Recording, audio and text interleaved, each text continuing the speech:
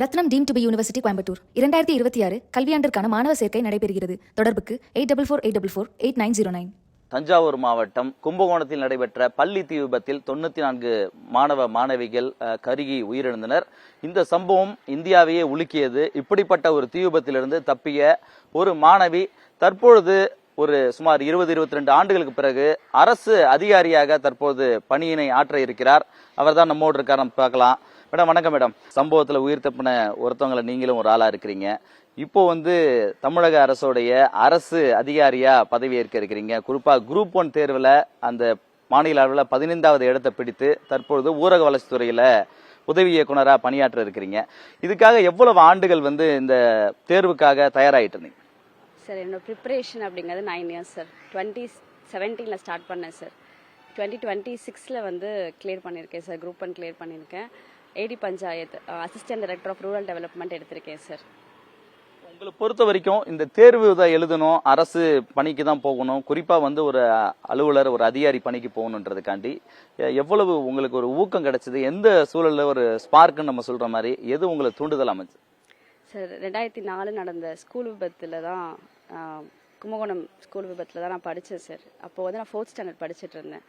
So அப்போது நாங்கள் தப்பிச்சு வந்துட்டு ராதாகிருஷ்ணன் சார் தான் எங்களுக்கு நிறைய ஹெல்ப் பண்ணாங்க. எங்களுக்கு ஸ்கூல் புக்ஸ்லேருந்து எல்லாமே அவங்க தான் எங்களுக்கு அரேஞ்ச் பண்ணி கொடுத்தாங்க. அந்த வருஷம் எங்கள் எல்லாருக்குமே school fees free sir. So அவரை நாங்கள் ஒரு 1 வீக் நாங்கள் பார்த்துக்கிட்டே இருந்தோம், பக்கத்துலேயே இருந்து பார்த்துட்டு இருந்தோம். அவங்க அப்போ கலெக்டர்லாம் பெருசாக எனக்கு பெருசாக ஐடியா இல்லை சார், என்னென்ன ஒர்க் இருக்கும் அவங்களுக்கு, அவங்களால எவ்வளோ இம்பாக்ட் கிரியேட் ஆகுது அப்படின்னு. ஸோ அவங்க போட்ட ஒரு கையெழுத்து அப்படிங்கிறது, நான் அந்த வருஷம் ஸ்கூல் ஃபீஸ் ஃப்ரீயாக படித்தேன். நிறையா மாற்றத்தை அவர் இது பண்ணாங்க சார். ஸோ அதனால எனக்கு அவரை பார்த்து ஒரு பெரிய inspiration sir Radhakrishnan sir. So ஒரு அதிகாரத்தில் இருந்தால் நம்ம அந்த அதிகாரத்தை வச்சு மக்களுக்கு எவ்வளோ சேவை பண்ணலாம், மக்களோட லைஃப்பை எப்படி மாற்றலாம் அப்படிங்கிறது ராதாகிருஷ்ணன் சார் பார்த்தா சார் நான் கற்றுக்கிட்டேன். ஸோ அதனால தான் இந்த ப்ரிப்பரேஷன் நான் வந்தேன் சார். உங்க குடும்பத்தை பொறுத்த வரைக்கும் இந்த மாதிரி ஒரு உயர் அதிகாரி பொறுப்புல வேற யாராவது இருக்கிறாங்களா? அரசு அலுவலர் முக்கியமான பொறுப்புகள்ல வேற யாராவது இருக்காங்களா? அதே நேரத்துல நீங்க இந்த பொறுப்புக்கு முன்னாடி வேற ஏதாவது அரசு பணியில ஏற்கனவே தேர்வாயிருந்தீங்களா? அதை பத்தி சார், அப்பா அனிமல் ஹஸ்பண்ட்ரி டிபார்ட்மெண்ட்ல கால்நடை பராமரிப்பு துறையில ஜேஏவா இருந்தாங்க சார். அப்புறம் இப்போ விஆர்எஸ் கொடுத்து ரிட்டையர் ஆயிட்டாங்க சார். தம்பி இப்போ படிச்சுட்டு இருக்காங்க சார். நான் இதுக்கு முன்னாடி 2025 கமர்ஷியல் டேக்ஸில் டெபுட்டி கமர்ஷியல் டேக்ஸ் ஆஃபீஸர் டிசிடிஓவா எக்ஸாம் கிளியர் பண்ணி குரூப் 2 எக்ஸாம் கிளியர் பண்ணி போனேன் சார். இது குரூப் 1 இப்போ கிளியர் பண்ணியிருக்கேன் சார். குறிப்பா மாணவர்கள் எல்லாமே வீட்டில இருந்து படிச்சு மேல வர முடியும், தேர்வுகள் எல்லாம் கிளியர் பண்ண முடியும்னு சொல்றாங்க. நீங்க பயிற்சி மையங்களுக்கு போயிருந்தீங்களா? குறிப்பா உங்களுடைய கல்வின்றது எது சார்ந்து இருந்தது? அரசு உங்களுக்கு எந்த வகையில அரசு பயிற்சிகள் ஏதாவது கிடைச்சதா? அதை பத்தி sir, first initial stage of preparation நான் எந்த இன்ஸ்டியூட்டும் போகல சார். ஏன்னா ஃபினான்ஷியலாக கொஞ்சம் எங்கள் வீடு ரொம்ப கம்மி சார். ஒரு இன்ஸ்டியூட்டில் ஃபீஸ் பே பண்ணி கட்டுற அளவுக்கு எங்கள் வீட்டில் இது கிடையாது சார். கொஞ்சம் கஷ்டம் தான் பட்டோம். அதுக்கப்புறம் ப்ரிப்பரேஷன் ஒரு ஃபினான்ஷியல் இன்வெஸ்ட்மெண்ட்டும் வேணும் சார். ஒரு இன்ஸ்டியூட் போய் நம்ம படித்தா மட்டும்தான் நமக்கு கைடன்ஸ் கிடைக்கும் நமக்கு. அப்போ தான் சீக்கிரம் கிளியர் பண்ணலாம். இப்போ என்னோடது 9 இயர்ஸ் ஆஃப் ப்ரிப்பரேஷன். இதனால தான் சார் லேட் ஆச்சு. அண்ட் 2024 எனக்கு நான் முதல்வன் மூலமாக நான் அதில் ஸ்காலர்ஷிப் வாங்கினேன் சார். சிவில் சர்வீஸ் எக்ஸாம் படிக்கிறதுக்காக நான் அதில் ஸ்காலர்ஷிப் வாங்கியிருந்தேன். அடையாரில் STIயில் நான் ஸ்டே பண்ணியிருந்தேன் சார். 8 months ஸ்டே பண்ணியிருந்தேன் சார். அதுக்கப்புறம் தான் இந்த குரூப் 1 கிளியர் பண்ணேன் சார். நான் உங்களுடைய அல்டிமேட் கோல்ன்ற மாதிரி ஒரு IAS ஆகணுன்றதான் உங்களுடைய முக்கிய ஒரு நோக்கமா இருந்துச்சு. இப்போ ஒரு துணை ஆட்சியர் கிடைக்கும் அப்படின்றதெல்லாம் ரொம்ப எதிர்பார்த்திருந்தீங்க. இப்ப கிடைச்சிருக்கக்கூடிய ஊரக வளர்ச்சித்துறையுடைய உதவி இயக்குனர் பதவின்றது எந்த அளவுக்கு இதுதான் உங்களுடைய கடைசி லெவல் நினைக்கிறீங்களா? இதுக்கப்புறமா அடுத்து ப்ரிப்பரேஷன் பண்ணி அடுத்த லெவலுக்கு போக போறீங்களா? எப்படி இருக்கு சார்? ஊரக வளர்ச்சித்துறைங்கிறது நல்ல போஸ்ட் சார். இதெல்லாம் நம்ம நிறைய கிராம மக்களுக்கு நிறைய சேவை பண்ணலாம் சார். ஆனால் அடுத்ததும் நான் எக்ஸாம் ப்ரிப்பரேஷன் பண்ணணும் சார். IAS ஆகணும், UPSC எக்ஸாம் கிளியர் பண்ணணும் தான் சார் என்னோட ஆசை. இன்னைக்கு எங்களோட கண்ணு முன்னாடி அந்த 2004ஆம் ஆண்டு நடந்த அந்த பள்ளி தீ விபத்துன்றது ஒவ்வொரு தமிழகத்தில் கூடிய பலரும் அந்த காலகட்டத்தில் இருந்தவங்களோட மனசுலயும் ஒரு தீயா எரிஞ்சிட்டு இருக்குது. ஒரு பெரிய வேதனையை தரக்கூடியதா இருக்கு. அன்றைய நாள்ல நீங்க உணர்ந்தது என்ன? அது உங்களுக்கு எவ்வளவு பெரிய தாக்கத்தை மனதளவில் ஏற்படுத்துது சார்? ஜூலை 16, 2004 அந்த 10:30 போல அந்த ஃபயர் ஆக்சிடென்ட் நடந்துச்சு சார்.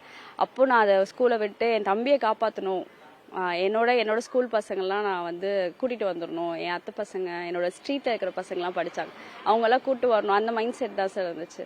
கொஞ்ச நாள் போக போக இது எவ்வளோ பெரிய ஒரு விஷயம், 94 குழந்தைங்கிறது எவ்வளோ ஒரு பெரிய விஷயம். யாரோ ஒருத்தரோட அலட்சியத்தால் தான் இவ்வளோ குழந்தைங்க போயிருக்காங்கன்னு எனக்கு அதுக்கப்புறம் தான் சார் புரிய வந்துச்சு. யாரோ ஒருத்தவங்க அலட்சியம் இல்லாமல் இருந்திருந்தா இவ்வளோ குழந்தைங்க இறந்துருக்க மாட்டாங்க சார்.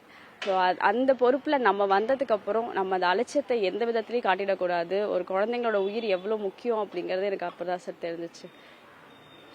குறிப்பா அந்த பள்ளி தீ விபத்து சம்பவத்துக்கு பிறகு அரசு வந்து மிக தீவிரமான நடவடிக்கை மேற்கொண்டு குறிப்பா வந்து அந்த கூரை கொட்டைகள்லாம் இருக்கக்கூடிய அந்த பள்ளி வளாகங்கள்லாம் வந்து கான்கிரீட்டாவோ இல்லை வேற விதத்துல மாற்றணும்.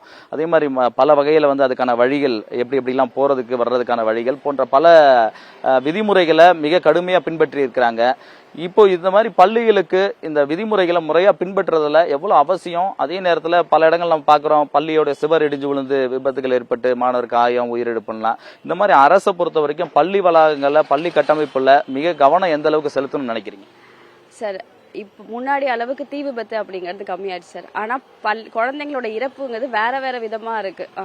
சுவர் இடிஞ்சு விழுறதா இருக்கட்டும், இல்லை வந்து ஸ்கூலில் வந்து செக்ஷுவல் ஹராஸ்மெண்ட்டாக இருக்கட்டும், ஏதோ ஒரு இடத்துல குழந்தைங்க பாதிக்கப்பட்டுட்டு தான் இருக்கிறாங்க. ஸோ அதை நம்ம த்ரூ கவர்மெண்ட் மூலமாக வந்து அதிகாரிகள் மூலமாக பள்ளி கல்வித்துறை இன்னும் ஸ்ட்ரிஞ்சண்ட்டாக மெஷர்ஸ் எடுத்து குழந்தைங்களுக்கு படிக்கிறத தாண்டி ஃபர்ஸ்ட் அந்த இடம் சேஃபாக இருக்கணும் சார். அதுங்களுக்கு ஃபர்ஸ்ட் குழந்தைங்களுக்கு உயிர் முக்கியம், அதுக்கப்புறம் தான் படிப்பு. நம்ம அந்த உயிருக்கு நம்ம எல்லா விதத்துலையும் அவங்களுக்கு குழந்தைங்களுக்கு ஏற்பாடு பண்ணி தரணும் சார். நன்றி மேடம். குறிப்பாக கும்பகோணம் தீ விபத்து என்பது சம்பவம் பலருடைய மனங்களிலும் வடுக்கலாக இருக்கக்கூடிய நிலையில் அந்த தீ விபத்திலிருந்து தப்பிய ஜெனிஃபர் அவர்கள் தற்போது சுமார் ஒரு 22 ஆண்டுகளுக்கு பிறகாக தற்போது அரசனுடைய ஒரு அதிகாரியாக பொறுப்பேற்க இருக்கிறார். குரூப் 1 தேர்வில் 15வது இடமாக தேர்வு பெற்று தற்போது ஊரக வளர்ச்சித்துறையில் உதவி இயக்குநராக பணியாற்ற இருக்கிறார். இதுபோன்ற ஒரு அதிகாரிகளாக உருவாகும் பட்சத்தில் அவர்களெல்லாம் ஒவ்வொருவருக்கும் மற்றவர்களுக்கு ஒரு முன்னுதாரணமாக ஒரு எடுத்துக்காட்டாக சமூகத்தில் விளங்கக்கூடியவர்களாக மாறுகிறார்கள். புதிய தலைமுறைக்காக ஒளிப்பதிவர் ஜோஷோடன் Sureshkumar. Ratnam deemed to be university Coimbatore 2026 கல்வியாண்டிற்கான மாணவர் சேர்க்கை நடைபெறுகிறது. தொடர்புக்கு 8448448909.